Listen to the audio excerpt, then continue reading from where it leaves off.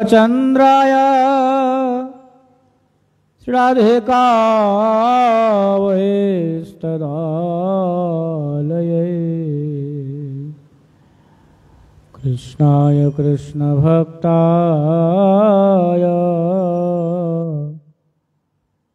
तद्भक्ताय नमो नमः। नमो महावदन्याय कृष्ण प्रेमा प्रदायते कृष्णाय कृष्ण चैतन्य नाम्ने गौरतिसे नमः। कदाचित् कालिन्दे तट विपिन संगीततरलो मुदा भीरिनारिवदन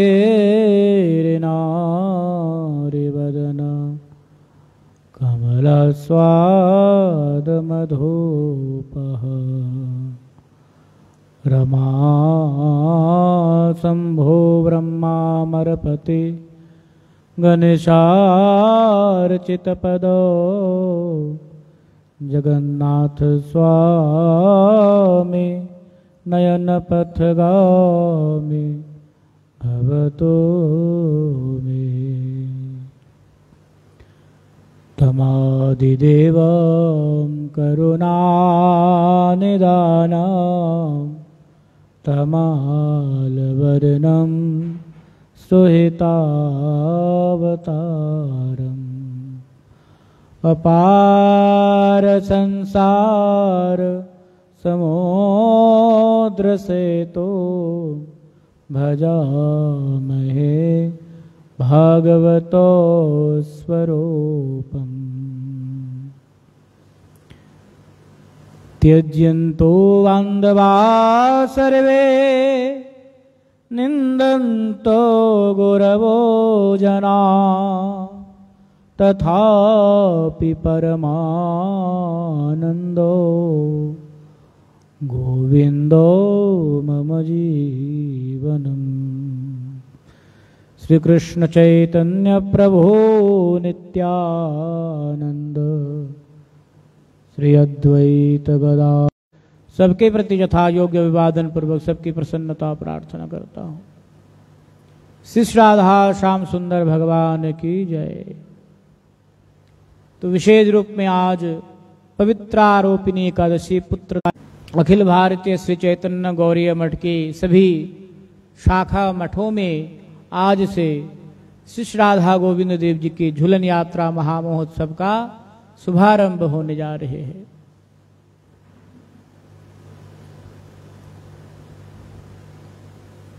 एकादशी की महिमा कथा जो है हम मध्याह्नकालीन सत्र में श्रवण करते हैं और आजकल का जो प्रसंग चल रहा है श्री चैतन्य भागवत के मध्य खंड के 19 अध्याय पर बहुत ही सुंदर प्रसंग। प्रभु जी आप कुर्सी में बैठ जाइए, कुर्सी में बैठ जाओ, कोई दिक्कत ना हो तो इसमें इतना सुंदर प्रसंग चल रहा है। अद्वैत आचार्य के प्रति महाप्रभु जी कृपा किया।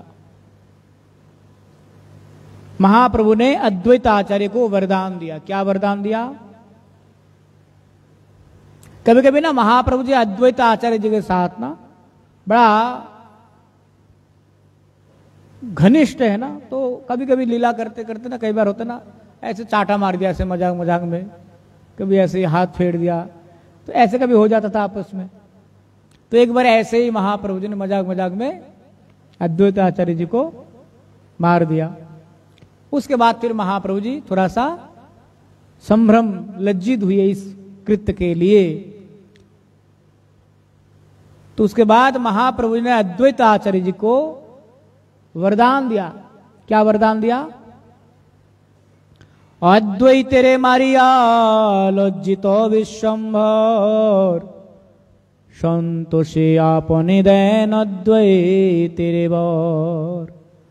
तिलार देखो जे तुम्हारे करो ये आश्रय সেখানে পতঙ্গ কেটে পশু পক্ষী নয় যদি মোর স্থানে করে শত অপরাধ तथापि ताहारे मुक्ति करिब प्रसाद।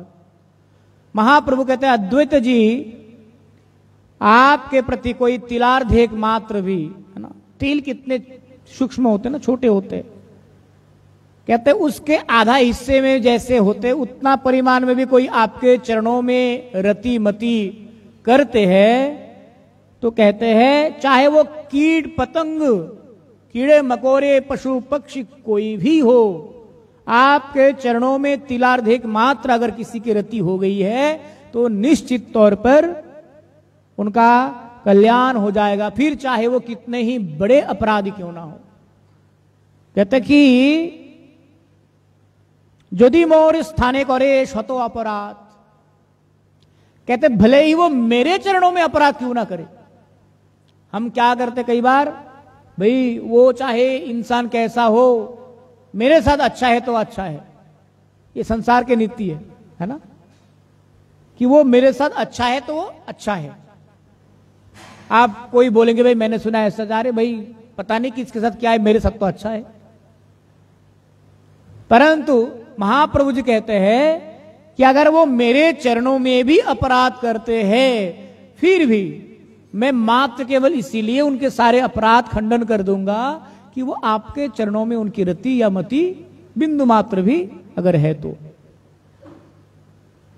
इस प्रकार का जब वरदान दिया महाप्रभु जी ने अद्वैत आचार्य जी को, तो अद्वैत आचार्य जी बड़े भाव विभोर होकर के प्रेमासिक्त नेत्रों से कह रहे हैं कि बर सुनि कांदये अद्वैत महाशय चरणे धरिया कहे करिया विनये जे तुमी बोलिला प्रभु कभु मिथ्या नय मोर एक प्रतिज्ञा सुन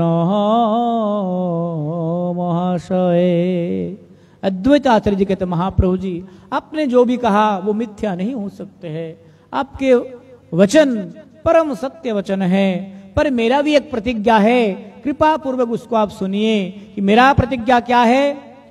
यदि तोरे ना मानिया मोरे भक्ति करे সেই मोर भक्ति तबे ताहारे संहारे।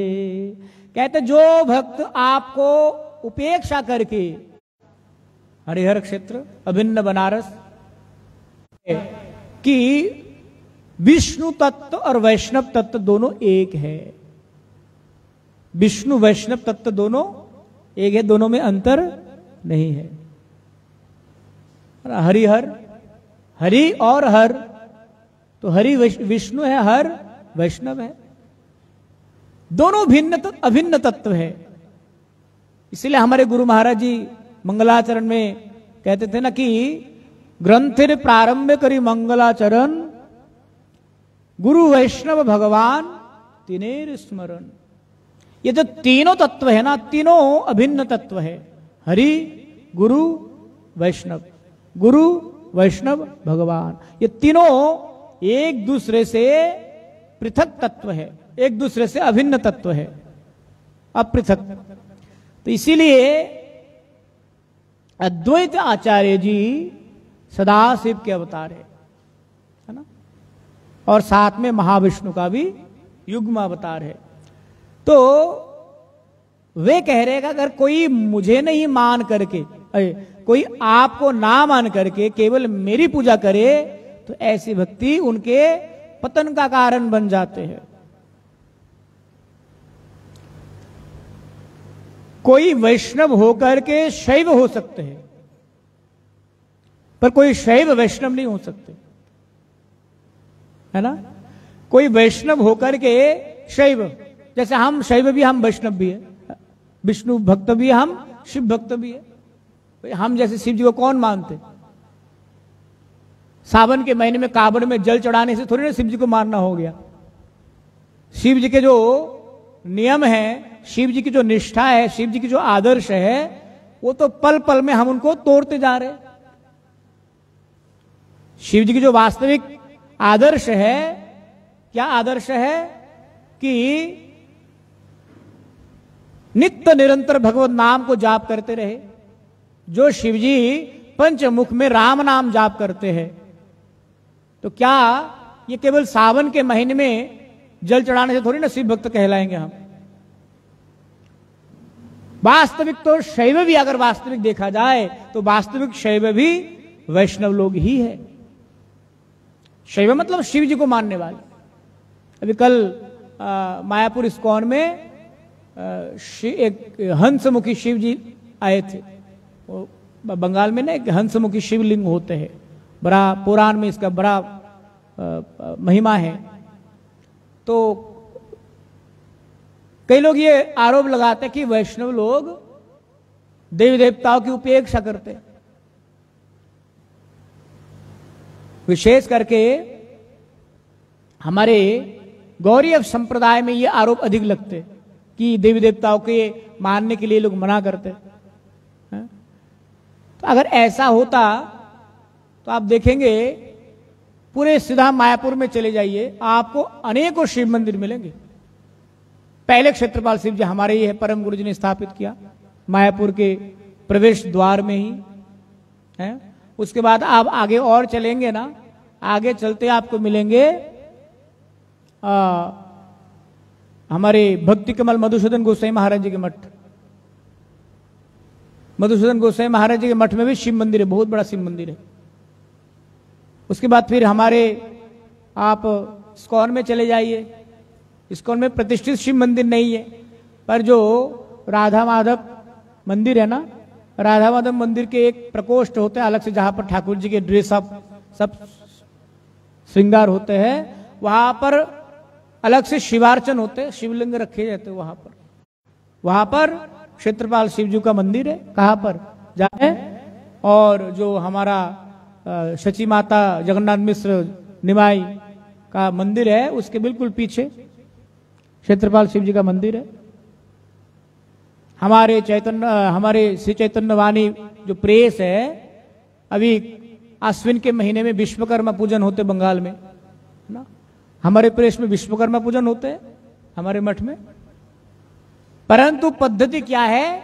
विधि पूर्वक पहले विष्णु अर्चन होते हैं, शालिग्राम शिला का अर्चन होता है, उसके बाद फिर वो महाप्रसाद विश्वकर्मा जी को भोग लगाया जाता है वैष्णव विधान से। विश्वकर्मा पूजन भी होते हैं, सरस्वती पूजन भी होते हैं। भगवत गीता में भगवान ने कहा कि जितने प्रकार के भी ये शाक्त लोग, स्मार्त लोग देवी देवताओं की उपासना करते हैं ना, ये वास्तविकता में मेरी ही उपासना है। कैसे उपासना है?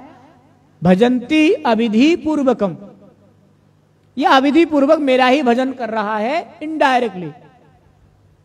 परंतु जब हम भगवान विष्णु को केंद्र में रख करके अन्यान्य देवी देवताओं को सम्मान प्रदर्शन करेंगे, तो ही ये वास्तविक देवी देवताओं का सम्मान होगा। तो अद्वैत आचार्य जी इसलिए कह रहे हैं, जो लोग मुझे मानेंगे और आपको नहीं मानेंगे, ऐसे भक्त का तो अकल्याण ही होगा उनकी भक्ति से। जे तुम्हारे पाद पद्म ना करे भजन, तोरे ना मानिले कबू नहे मोर जन। जे तुम्हारे भजे प्रभु সেই मोर जीवन, ना पारो सहिते মই তোমার লঙ্ঘন। যদি মোর পুত্র হয় বা কিঙ্কর, वैष्णव अपराधी मोई ना देखो गोचर। कहते वो भले ही मेरे कोई अपना क्यों ना हो, अगर वो वैष्णव अपराधी है तो अपराधी है। और ऐसा ही हुआ।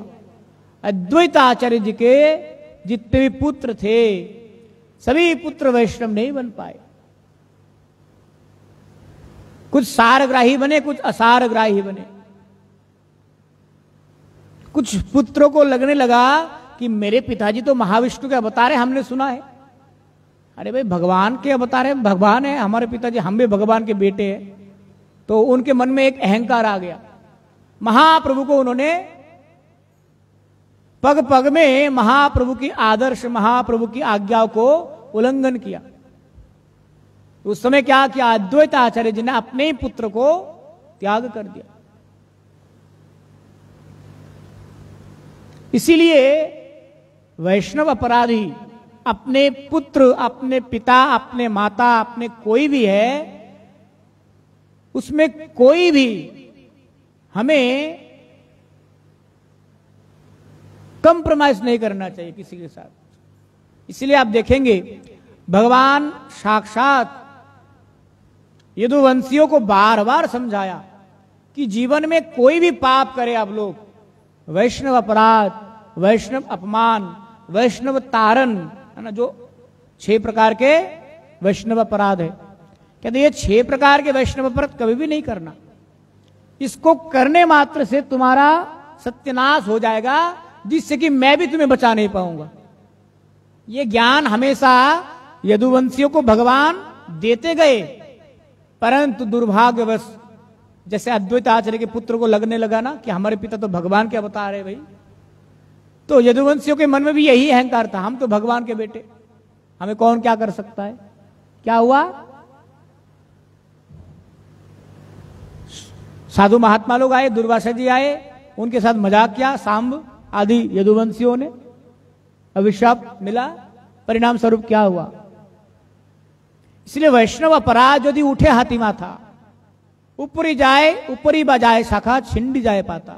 अगर वैष्णव अपराध बहुत अधिक बढ़ जाए तो भक्ति लता, बीज के जो लता है भक्ति लता, ये सूख करके मानो इस प्रकार से ये स्तब्ध हो जाएंगे, जिसमें कभी भी भक्ति को आगे नहीं बढ़ पाएगा भक्ति। तो इसी प्रकार से अद्वैत आचार्य कहते हैं अगर मेरा पुत्र भी है और आपको नहीं मानते हैं, आपके चरणों में अपराध कर रहे हैं, तो वो भी मेरे स्नेह का पात्र नहीं है। तुम्हारे लोंघिया यदि कोटि देव भजे, সেই দেব তাহারে সংহারে কোন ব্যাজে, মুই নাহি বলো এই বেদের ব্যাখ্যা, सुदक्षिण मरण ताहार परमान।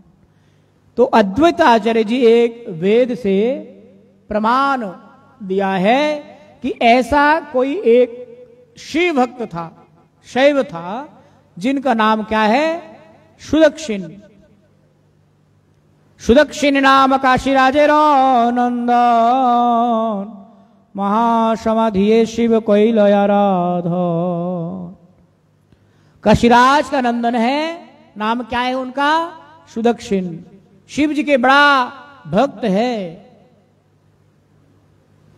तो एक बार शिव जी का उन्होंने बड़ा आराधना किया, तपस्या किए, शिव जी प्रसन्न होकर के उनको दर्शन दिया। बोले वत्स आपके साधन से मैं संतुष्ट हूं, मांगिए वर, क्या चाहते हो आप।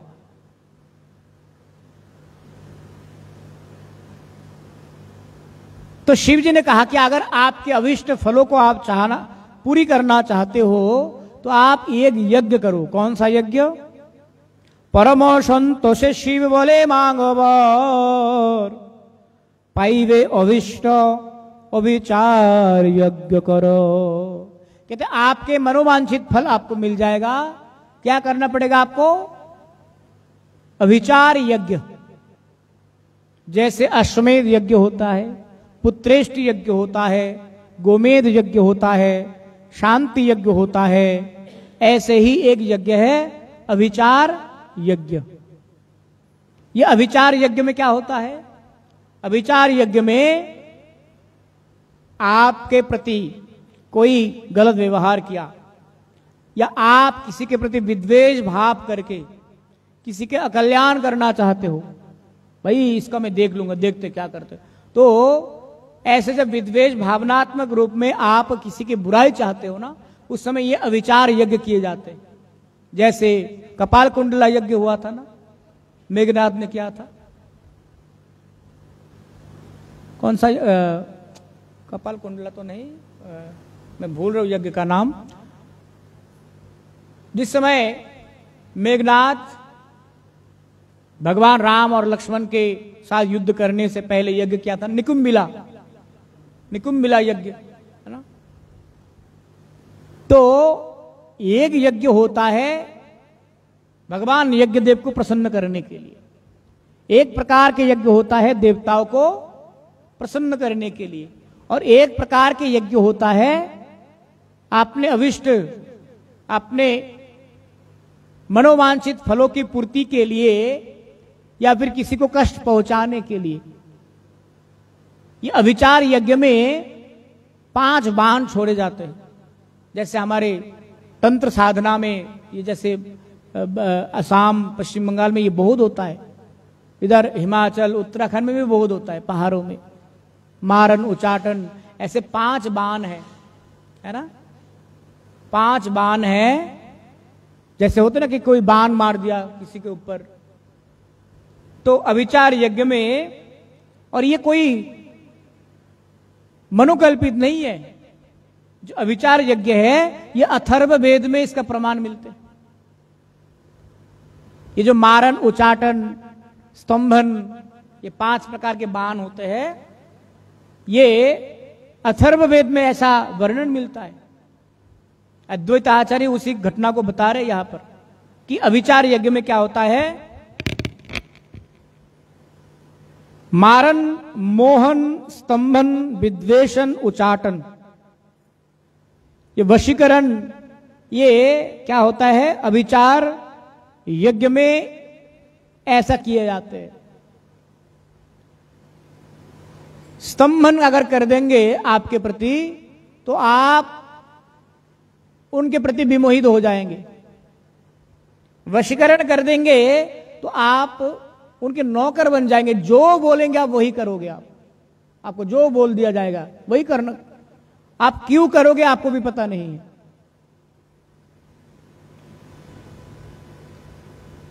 विद्वेषण, विद्वेषण क्या होता है, आप परिवार में बहुत आनंद में रह रहे हो, बहुत खुशहाल में आपके परिवार जी रहे हैं, आपके किसी और को ये सहन नहीं हुआ, तो वो क्या करते हैं, कुछ ऐसा कर देते हैं कि आपस में वो परिवार में भाई बेटे पुत्र परिजन में लड़ के मरते हैं, हालांकि कुछ आपस में कुछ ज्यादा कुछ होता नहीं है। तो ये विद्वेषण कर देते हैं, तो क्या होता है आपस में विद्वेष भाव फैल जाते हैं। तो ऐसे होता है उचाटन, उचाटन से क्या होता है, उचाटन जब बाण किसी के ऊपर निक्षेप कर देते ना, तो वो जैसे चंचल हो जाएंगे, एक जगह पर वो टिक नहीं पाएगा, उनको कहीं पर भी स्थिरता नहीं होगी, कहीं पर भी उनको शांति नहीं मिलेगी, एक जगह से दूसरी जगह, दूसरी जगह से तीसरी जगह।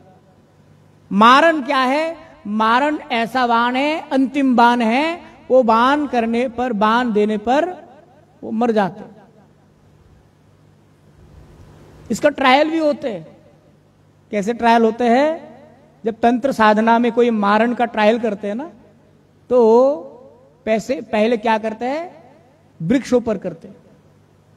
जब कोई नया नया तंत्र साधना सीखते हैं तो जैसे वृक्ष होता है ना, पेड़ पौधे, उनके ऊपर ये ट्रायल किया जाता है। ऐसे ट्रायल कर दे तो देखना, वो मंत्र कर देंगे, रातों रात वो पौधा या वृक्ष जो है अपने आप मर जाएगा, कुछ कारण नहीं है, ऐसे मर जाएगा। या पशु पक्षियों के ऊपर पहले ट्रायल करते, उसके बाद फिर इंसान के ऊपर ये छोड़ते हैं। तो इस प्रकार से शिव जी ने कहा कि आप अभिचार यज्ञ करो, विष्णु भक्ति प्रति यदि करो अपमान तो वे से यज्ञ तोर लैव परान। कहते हैं आप अभिचार यज्ञ करो, अभिचार यज्ञ में आप जो भी चाहते हो आप प्राप्त करो, मुझे कोई ऐतराज नहीं है, परंतु अगर आपने वैष्णवों के चरणों में अपराध करेंगे तो मैं आपको छोड़ूंगा नहीं। कौन, शिव जी का ही भक्त है वो, है ना, सुदक्षिण। सुदक्षिण को कहते हैं आप अभिचार यज्ञ के द्वारा कुछ भी करो, अपने उद्देश्य को हासिल करो, मुझे कोई मतलब नहीं है, परंतु ध्यान इतना रखना किसी वैष्णव के चरण में अपराध नहीं करना। अगर वैष्णवों के चरण में आप अपराध करोगे तो मैं आपको छोड़ूंगा नहीं, भले ही आप मेरे भक्त क्यों ना हो। शिव को ही लेने व्याजे यहां नहीं बुझे, शिवाज्ञाए अभिचार यज्ञ गिया भजे, यज्ञ हईते उठे कि महाभयंकर, तीन कर चरण त्रिशिर रूपोधर। जब ये अभिचार यज्ञ करने लगे सुदक्षिण, तो यज्ञ स्थली से एक विकराल पुरुष का प्राकट्य हुआ, है ना। कैसा? उनके 3 हाथ है। कितने हाथ? 3 हाथ, 3 पैर, 3 मस्तक है। और वो कौन थे? शिव जी के बाहर, मतलब शिव जी का कोई वो था, अनुचर थे। तो वो आकर के कहने लगे कि अब बताइए क्या करूं मैं, आज्ञा करो। जैसे वो होते ना अलादीन के चिराग से जो निकलते हैं, है ना, कि भाई आज्ञा करो, जो भी बोलोगे अब मैं कर दूंगा। तो ऐसे यज्ञ स्थली से ये प्रकट हुआ और प्रकट होकर के कहने लगे कि आप आज्ञा करें, मैं आपके लिए क्या सेवा कर सकता हूं। तालंघन परमान बोले बर मांगो, राजा बोले दारो का पोराओ महाभागो। तो उनका नाम क्या था? जो यज्ञ स्थली से प्रकट हुआ था उनका नाम था तालंघन परमान। वो प्रकट हुआ, प्रकट होकर के महाराज आज्ञा करे, मैं आपके लिए क्या सेवा करूं। वो सुदक्षिण ने क्या बोला पता है? वो कहते जाओ तुम द्वारका में चढ़ाई कर दो। कौन सी द्वारका? जहां पर भगवान जिन द्वारका का स्वयं निर्माण किया। तो सुदक्षिण ने कहा आप द्वारका को जाकर के जला दो। सुनिया दुखित हईल वहां शैव मूर्ति, बुझिलेन इहार इच्छार नहीं पूर्ति। अनुरोधे गेला मात्र द्वारकार पाशे, द्वारका रक्षक चक्र खेदारिया आसे। अब जैसे सुना कि आज्ञा मिली द्वारका को जलाने की, मन में बड़ा दुख हुआ उनका। उनको पता है कि ये उनके हस्तक्षेप के बाहर है, उनके अधिकार के बाहर है, पर फिर भी क्या करे, क्योंकि उनका कर्तव्य है जो यज्ञ करता है उनकी आज्ञा का पालन करना। तो वे द्वारका में चले गए। द्वारका में जाने ही वाले थे कि अचानक से द्वारका के जो मूल द्वार है, द्वारका के द्वारपाल कौन है पता है? द्वारका के द्वारपाल है कौन? नहीं, जय विजय तो वैकुंठ के द्वारपाल है। द्वारका के द्वारपाल है सुदर्शन चक्र स्वयं। द्वारका की रक्षा सुदर्शन चक्र करते।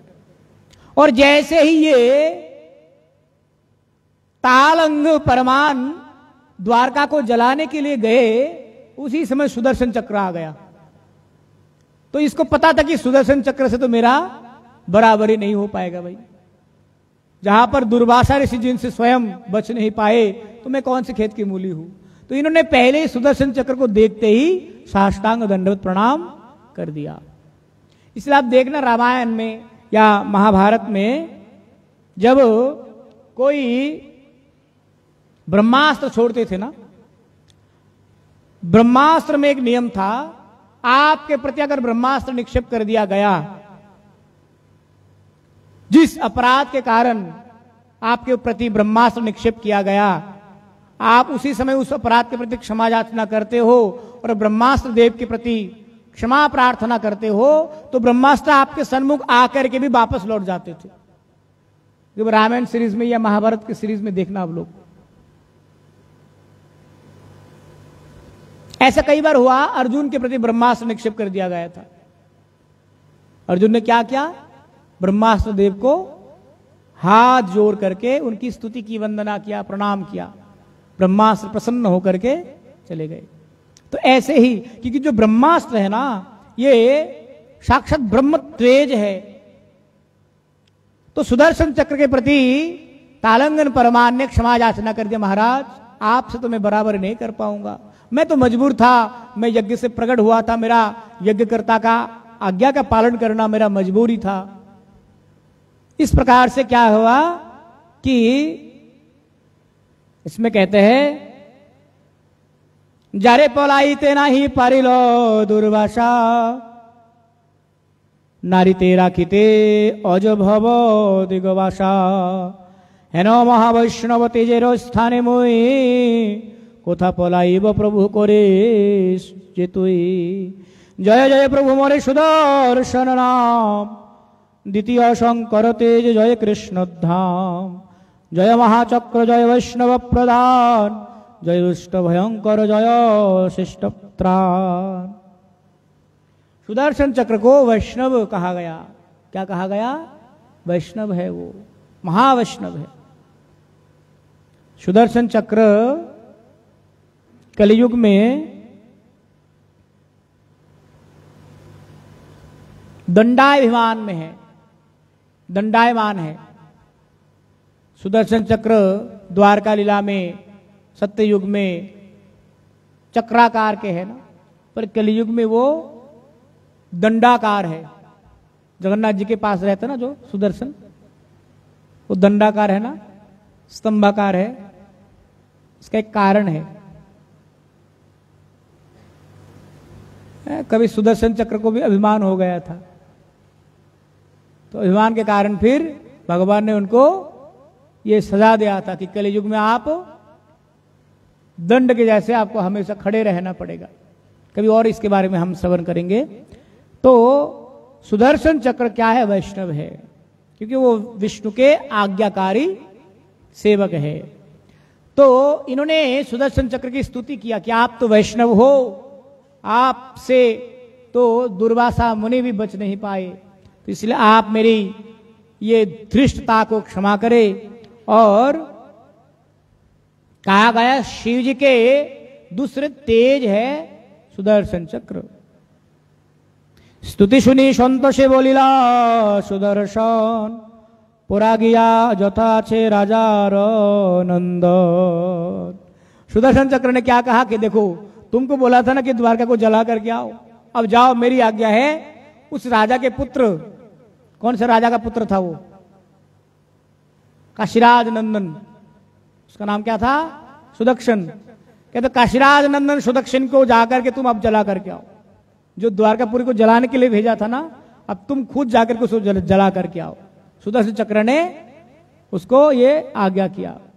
पुनः से महाभयंकर बाहरिया, चलिला काशीर राजपुत्र पोराइया।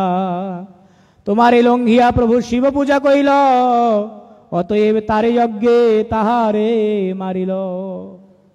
देखिए, शिव जी ने बोला था ना कि जो मेरी पूजा करेंगे पर मेरे प्रभु को नहीं मानेंगे, वो उनका सत्यानाश हो जाएगा। जैसे मानिए हम लोग हनुमान चालीसा का पाठ हर रोज करें, है ना, हनुमान जी को बहुत माने और राम जी को ना माने, तो हनुमान जी प्रसन्न होंगे? आप चाहे भले ही हनुमान जी को 2 लड्डू कम भोग लगाओ, अगर हनुमान जी के सामने आप राम नाम का जप करोगे ना, तो हनुमान जी वैसे प्रसन्न हो जाएंगे। राम दुआरे तुम रखवारे, होते नया आज्ञा बिन पैसारे। कहते राम द्वार पर प्रहरी बन करके हमेशा हनुमान जी रहते। जो भगवान के प्रति श्रद्धाशील नहीं है ना, उनको दरबार में प्रवेश भी नहीं करने देते हनुमान जी। राम काज किए विनु मोहे कहा विश्राम, हमेशा राम जी की सेवा में ही नियोजित रहते हैं। तो उस हनुमान जी को प्रसन्न करने के लिए हमें हनुमान जी की पृथक साधना करना चाहिए या फिर राम जी की भजन करना चाहिए? कई लोग ऐसे हनुमान जी की पृथक रूप में साधना करते हैं। भाई आप राम जी की भजन करो, हनुमान जी ऐसे ही प्रसन्न हो जाएंगे। ऐसे हमारे गुरुदेव जी को एक बार प्रश्न किया था किसी ने, शायद चंडीगढ़ में, शायद रामनवमी के समय में, कि महाराज